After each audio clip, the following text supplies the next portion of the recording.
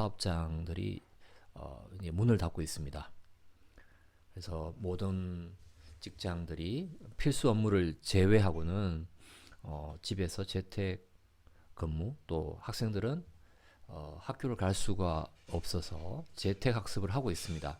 자, 이런 얼굴을 보지 못하는 상황에서 어떻게 이런 커뮤니케이션이 일어날 수 있을까요? 어떻게 비즈니스를 할 수 있을까요? 어떻게 학습할 수 있을까요? 이것이 오늘날 전 세계가 직면하고 있는 그런 가장 큰 어려움이라고 할 수 있겠습니다. 그래서 오늘은 이런 언택 환경 하에서 어떻게 커뮤니케이션 할 것인지에 대해서 한번 알아보겠습니다. 질병이 바꾼 세계의 역사라는 책이 있는데요. 이 흑사병으로 인해서 정말 유럽을 중심으로 전 세계 많은 그 사람들이 죽어갔습니다. 갑자기 노동력을 잃게 되었고, 이로 인해서 산업혁명이라는 그 역사를 바꾸는 그런 대전환이 일어나게 됩니다. 지금 우리는 아직 한 번도 경험하지 못한 이런 세상에 살고 있습니다. 이 코로나라는 어떤 이 질병이 또 다른 세계의 역사를 만들어가고 있는데요. 제가 구글에서 찾다 보니 데일리 헤럴드라는 그 뉴스에서 Welcome to the New World. 예, 당신이 지금 뭔가 일을 한다면 모든 것을 잃을 것이다. 그냥 집에 머물러 있어라. 그러면서도 Look to the future. 미래를 바라보라 라고 이야기하고 있습니다. 여러분 지금 어떤 일을 하고 계십니까? 또 어떤 미래를 바라보고 계십니까? 4월 15일 CNN 뉴스입니다. 미국을 중심으로 주요 대학들이 지금 동일하게 학교가 이제 봉쇄되고 또 학교 문을 닫고 학생들이 집에서 온라인 학습을 하고 있습니다. 근데 이 기사를 보면 2021년, 그러니까 내년까지 인퍼슨 클래스가 다 취소될 가능성이 높고 또 고려하고 있다라고 이야기합니다. 그러니까 내년까지도 이 코로나 세상이 바뀌지 않는다는 거죠. 대학에 이어서 글로벌 가장 큰 회사들, 페이스북, 애플, 구글과 같은 회사들이 2021년 6월까지 대규모 행사를 중단하고 재택근무를 하고 또 이런 출장도 할 수 없는 그런 상황에서 CEO들이 회사의 방침을 이 재택근무와 또 온라인 커뮤니케이션 방법을 찾는다라는 그런 기사들이 올라오고 있습니다.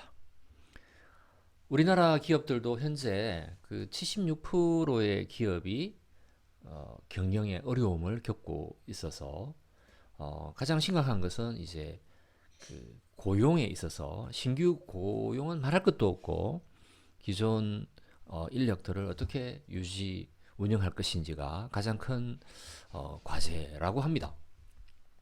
그래서 이런 코로나의 공포가 점점 장기화되고 있다는 것이 현재 상황입니다. 그러면 우리는 어떻게 해야 될까요? 역사학자인 그 아놀드 토인비는 인류의 역사는 도전과 응전의 역사다라고 이야기했습니다. 지금 우리는 코로나의 그 공습이라는 그 도전을 직면하고 있습니다. 그러면 이 코로나 너머에 우리는 어떤 준비를 해야 될까요? 이미 우리나라의 그 대학은 3월 초부터 온라인 학습이 이제 학교별로 시작이 되었습니다. 많은 어려움이 있었지만 3월 이제 4월을 지나면서 안정화되고 있는 추세이고요.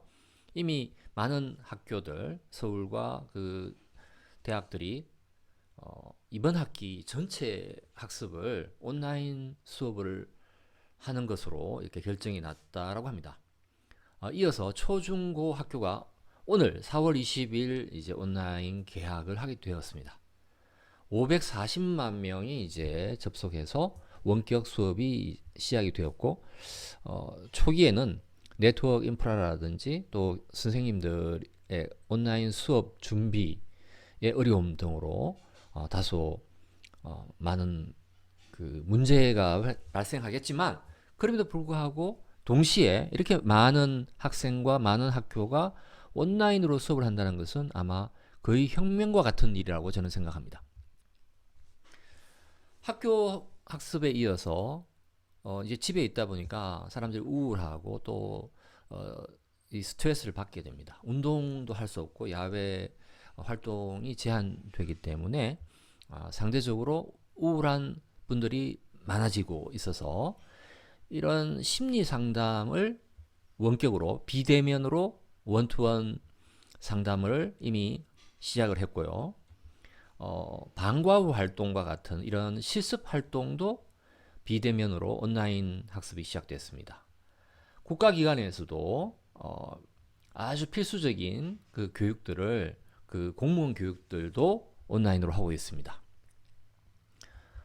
학교와 그 공공기관을 넘어서 사실 가장 발빠르게 움직이고 있는 것이 기업입니다. 기업에서는 이런 필수적인 교육들을 비대면으로 하고 있고 심지어 직무교육, 롯데 홈쇼핑 같은 경우에는 이제 직원들이 그 재택 근무를 많이 하고 있는데요. 그러다 보니까 그 건강 관리를 위해서 이런 필라테스라든지 헬스에 대해서도 온라인으로 실시간으로 또 비대면으로 학습을 제공하고 있다는 것입니다. 많은 그 청중을 대상으로 그 실시되는 대중적인 세미나 시장에도 큰 변화가 일어났습니다. 대표적인 그 세미나 그 기업이라고 할 수 있는 포린에서 코로나 이후에 어떤 전망에 대한 세미나를 100% 실시간 비대면으로 그 수강생들을 모집하고 있다는 것이고요. 주식 투자 고객을 위한 이런 투자 설명회를 정권회사에서 실시간 비대면으로 세미나를 연다라는 기사입니다. 제가 미국 사이트도 이렇게 찾아보니까 이런 코치들을 위한 그 줌 애플리케이션을 통한 그런 코칭 스킬 이런 세미나를 한 1000명 정도를 모아서 이 온라인 비대면 실시간 세미나를 하고 있다는 기사를 볼 수 있었습니다.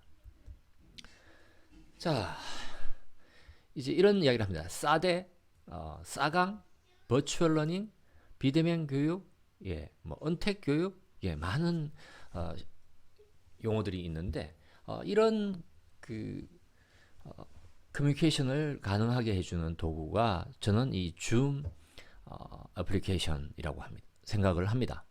이 줌이 전 세계에서 가장 많이 사용되고 있는 그런 화상회의, 화상 교육의 그 도구인데요. 물론 보안의 문제로 인해서 정부기관이라든지 또 특별히 보안을 중요하게 그 여기는 기관들은 사용을 중지하고 있다고 합니다.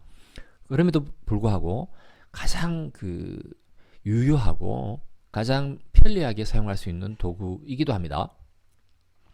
그래서 이름하여 줌 월드, 줌 시대가 됐다고 저는 생각합니다. 줌은 많은 그 장점들이 있는데요. 기존의 화상 회의 시스템과 다른 점이 있다 그러면 이 한 클래스에서도 조별 활동, 분임조 활동 기능을 할 수 있고 또 토론을 이렇게 자유롭게 할 수 있는 소회의실 기능이 있습니다. 그래서 이 소회의실을 구성하고 자유롭게 그 분임조 활동을 할 수 있고 또다시 전체가 모여서 발표할 수 있고 이런 기능들이 아주 잘 구성이 되어 있습니다. 두 번째는 오프라인 교사와 동일하게 이 판서, 칠판에 글을 쓰면서 설명할 수 있는 기능들이 화이트보드라는 기능이 잘 되어 있고요. 그리고 이런 설문조사 기능들도 되어 있습니다.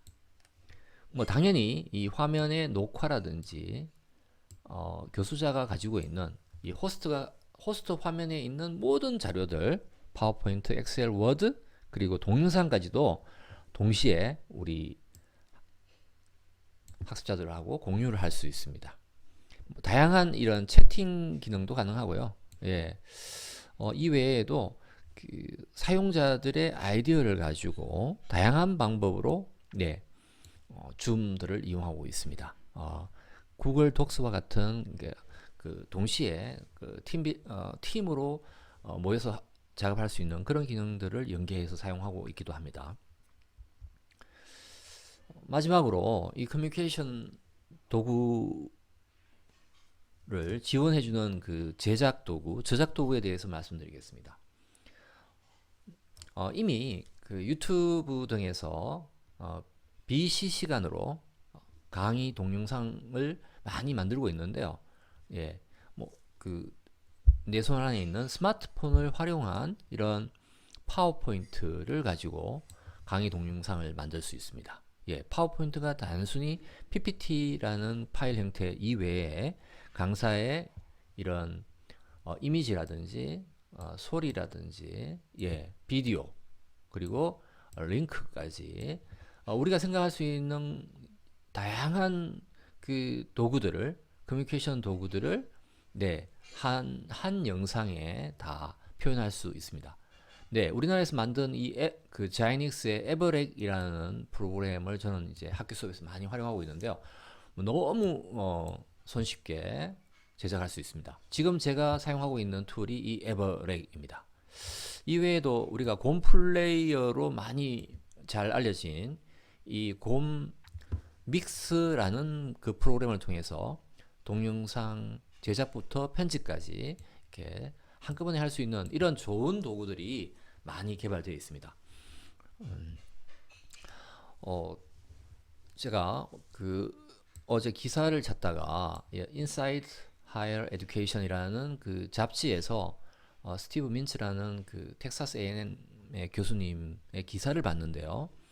정말 우리가 알고 있는 대학은 이제 문을 닫아야 되느냐, 문을 닫아야 되느냐, 끝이냐? 라는 기사를 봤습니다. 이제 대학 교수님 입장에서는 지금처럼 이 건물과 오프라인이 아닌 온라인으로만 이 수업을 하는 것이 굉장한 위기 상황이라고 느끼시는 거죠. 그래서 이분이 그러면 어떻게 해야 될까? 교수자가 어떻게 해야 될까에 대해서 그 고민들을 이야기하셨는데요. 많은 고민들 중에서 정말 이런 요구사항이 높은 그런 분야의 좋은 클래스, 마스터 클래스를 만들어야 된다. 그리고 이 다양한 선택지들이 있는데 더 이상 이 레지던시, 그러니까 뭔가 머물러야 되고 그 자리에 있어야만 되는 그런 강의에서 벗어나야 되고 또 이 오프라인 캠퍼스에서 하던 그런 프로젝트와 이 필드 스터디 그리고 다양한 그런 학습 경험에 기초한 그런 이 커뮤니티 활동들을 어떻게 온라인상에서 확산할 것인지, 확장할 것인지를 고민해야 된다는 겁니다. 세 번째는 리이미지닝이죠. 새로운 상상을 하는 겁니다. 새로 생각하는 거죠. 우리 패컬티, 교수들의 역할이 무엇일까? 또 새롭게 만드는 겁니다. 어떤 것을 만드냐 하면요. 온라인 환경에서 가장 적합한 멘토링 방법이 무엇인지 또 새롭게 생각하는 겁니다. 어떤 커리큘럼에 어떤 패스가 있을 것인지 또 그 우리 학생들의 요구가 어떤 것이 있을 것인지를 계속 생각해야 되는데 저는 이 세 가지 새롭게 상상하고 새롭게 만들고 새로운 생각을 하는 것이 그 대학의 끝이 아닌 것을 이제 우리 만들어낼 수 있다. 그러니까 새로운 생각이 새로운 시대를 만든다는 것이죠. 그동안의 몇백 년의 그 대학의 역사가 심각한 위기를 맞고 있습니다. 궁극적으로 대학의 그 알맹이 컨텐츠가 뭘까? 그 컨텐츠를 이 시대적인 상황에서 어떻게 학생과 패컬티 그리고 학생 상호 간에 커뮤니케이션 할 것인가가 가장 큰 숙제가 되고 있는 것 같습니다. 자, 여러분 지금 이미 이제 이런 전쟁이 시작되었습니다. 3차 세계대전이 핵전쟁이 아니고 코로나 전쟁이 시작됐는데요. 이때 이런 이 tough time, 이런 아주 어려운 시간에 세상을 이끌 수 있는 그런 방법이 어떤 게 있을까요? 여러분은 그 방법이 무엇이라고 생각하십니까? 저는 테크놀로지는 계속 발전한다고 봅니다. 근데 그 기술에 우리 사람들이 어떤 지혜를 적용해서 좀 더 나은 방법을 찾느냐가 이 전쟁에서 승리할 수 있는 그런 비결이라고 생각합니다. 오늘 저는 이 언택 환경에서 우리가 어떻게 커뮤니케이션 할 것인가에 대해서 말씀드렸습니다. 감사합니다.